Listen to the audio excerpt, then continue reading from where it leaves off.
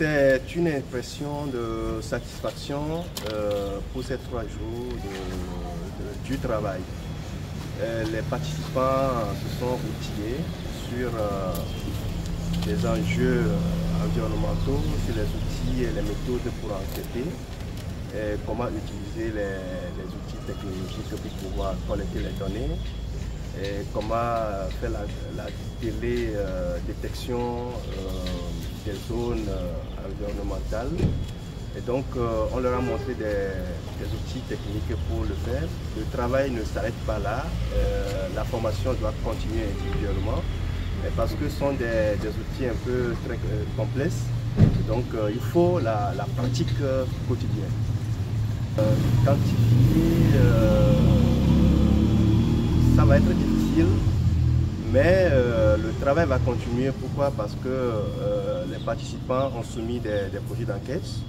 Et pour pouvoir pratiquer à travers ces sujets d'enquête ce qu'ils ont appris. Et donc ces enquêtes seront sélectionnées et financées par RSF. Alors vous voulez savoir également le pourquoi de cet atelier aussi. Alors la raison fondamentale, c'est qu'aujourd'hui nous vivons, nous faisons face à des enjeux environnementaux, des menaces environnementales. Alors, pourquoi nous avons insisté à faire ce genre de formation? D'abord, aujourd'hui, comme j'ai l'habitude de le dire, le journalisme doit se réinventer. Avec les mutations numériques, le journalisme ne doit pas se faire comme avant. Il faut maintenant réinventer le journalisme en trouvant d'autres méthodes, en questionnant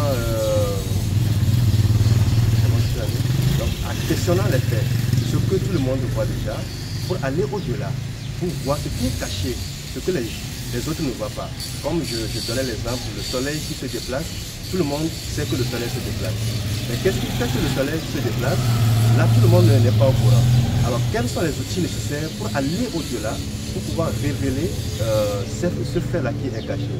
Donc, c'est ça, en fait, le journal d'investigation. Et pour relever ces faits cachés, nous avons besoin des outils, nous avons besoin des méthodes.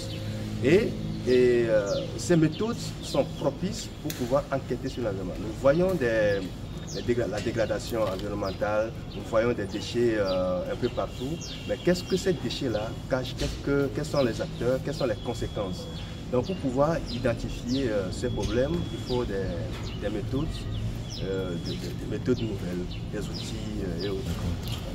Et une question essentielle, ce que nous attendons d'abord, c'est que les journalistes togolais soient compétitifs avec ces nouveaux outils qu'ils ont appris aujourd'hui, pour que les publications soient des publications professionnelles, des publications qui peuvent impacter, des publications authentiques et originales.